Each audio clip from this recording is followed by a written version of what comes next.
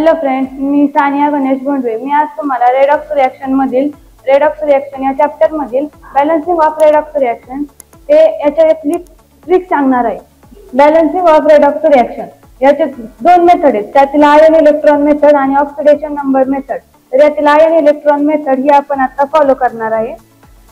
त्याची रिएक्शन दिलेली आहे Cr2O7 plus SO2 plus H2SO4 gives rise to Cr3 plus SO3 plus H2O। तर ही आपण आता कशी बॅलन्स करायची हे आपण पाहूया। तर फर्स्ट शॉर्ट इक्वेशन लिहिता आधी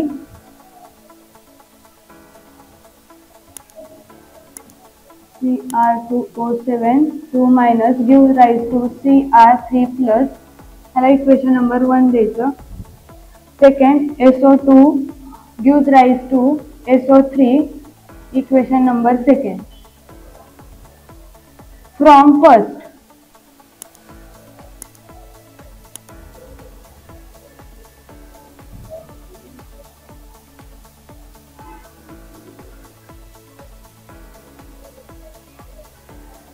आता ही रिएक्शन आपण बॅलन्स करायची। From equation first Cr2 Cr, इकडे Cr दोन आहेत पण तिकडे एकच आहे, तर आपण तिकडे 2Cr करायचे। इकडे ऑक्सिजन 7 आहेत तर तिकडे ऑक्सिजन एक पण नाहीये, तर ऑक्सिजन 7 ऍड करायचे। पण अननेसेसरी हायड्रोजन वाढलेत, हायड्रोजन किती वाढलेत 14 हायड्रोजन इकडे ऍड करायचे। हायड्रोजन लिहिताना सिंगल हायड्रोजन लिहिताना त्याच्यावरती प्लस चार्ज द्यायचा, बट मग प्लस चार्ज दिल्यानंतर तिकडे 14H प्लस झाले आणि 2 मायनस म्हणजे 14H प्लस आणि 2 मायनस झाले। पण इकडे 2 3 6 प्लस चार्ज आहे, इकडे 6 इकडे प्लस 12, तर ते बॅलन्स नाहीये, तर आपण ते बॅलन्स करून घ्यायचे। त्यासाठी आपल्याला इलेक्ट्रॉन ऍड करावे लागतात। 6 इलेक्ट्रॉन ऍड केले म्हणजे इलेक्ट्रॉनच्या वरती निगेटिव्ह चार्ज असतो, तो निगेटिव्ह चार्ज किती 6 निगेटिव्ह चार्ज म्हणजे +12 -6 +6 आणि इकडे पण +6 म्हणजे दोन्हीकडे चार्ज पण बॅलन्स झाले। त्याला इक्वेशन नंबर सी देऊ।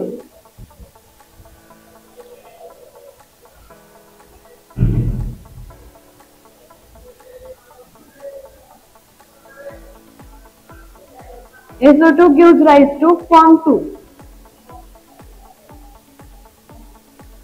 SO2 gives rise to SO3। इकडे ऑक्सिजन 2 आहेत, इकडे ऑक्सिजन 3 आहेत, म्हणजे एक ऑक्सिजन इकडे जास्त आहे। इकडे सल्फर 1 आहे, इकडे पण सल्फर 1 आहे, म्हणजे तिकडे एक ऑक्सिजन जास्त आहे, मग इकडे एक ऑक्सिजन कमी आहे, म्हणजे इकडे आपण ऍड करायचा। पण ऍड करताना फक्त सिंगल O लिहित नाही, त्यासाठी H2O पण ऍड करावं लागतं। एकच ऑक्सिजन ऍड करायचा, त्यासाठी एकच ऑक्सिजन आणि H2। इकडे H2 प्लस वाढले, 2 H2O वाढले, तर तिकडे ते आपण इकडे एक पण हायड्रोजन नाहीये, सो इकडे 2H प्लस, कारण इकडे 2H आहेत, 2H आहेत आणि इकडे पण 2H प्लस ऍड करायचे। आता इलेमेंट बॅलन्स झाले, आता आपण चार्ज कडे येऊ। इकडे चार्ज नाहीये, इकडे 0, इकडे 2 प्लस, मग इकडे आपल्याला 0 करावे लागतील का, दोन्हीकडे बॅलन्स करायचे, सो त्यासाठी तिकडे पण 0 करावे लागतील, म्हणजे 2 इलेक्ट्रॉन मायनस करावे लागतील। गिव्स राइज टू 0, जिकडे पण 0 इकडे पण 0, दोन्हीकडे चार्ज बॅलन्स झाले। याला इक्वेशन नंबर 4 देऊ।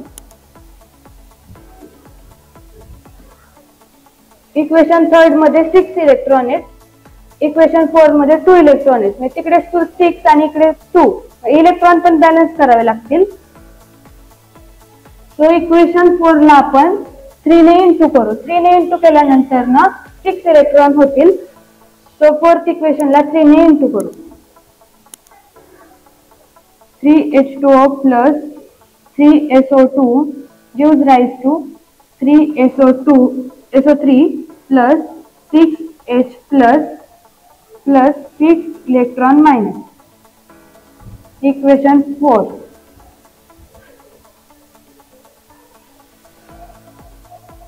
and equation third। so equation third मध्ये 6 इलेक्ट्रॉन आणि इकडे 6 इलेक्ट्रॉन, हे 6 इलेक्ट्रॉन्स आणि हे 6 इलेक्ट्रॉन गेट कॅन्सल। इकडे 6 प्लस आहेत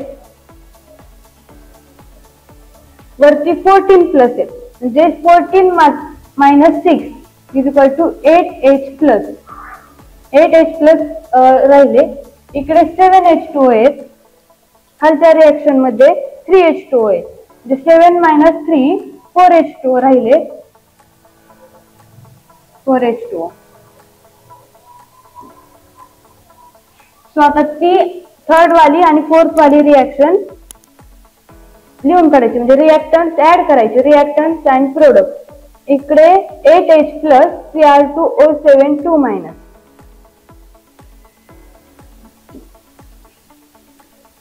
8H प्लस Cr2O7 2 मायनस इकडे प्लस 3SO2. आपण दोन्ही पण रिएक्शन ऍड केल्यात त्याच्यात दोन्हीचे रिएक्टन्स एकाच वेळेस लिहायचे आणि दोन्हीचे प्रोडक्ट एकाच वेळेस लिहायचे.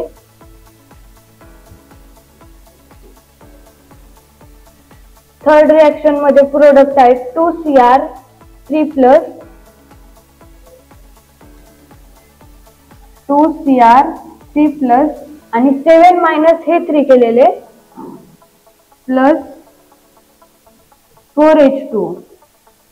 वरच्या रिएक्शन मधले प्रोडक्ट लिहिले. आता खालच्या रिएक्शन मधले प्रोडक्ट प्लस 3SO3 हे मिळालेले आहे आपल्याला फायनल इक्वेशन.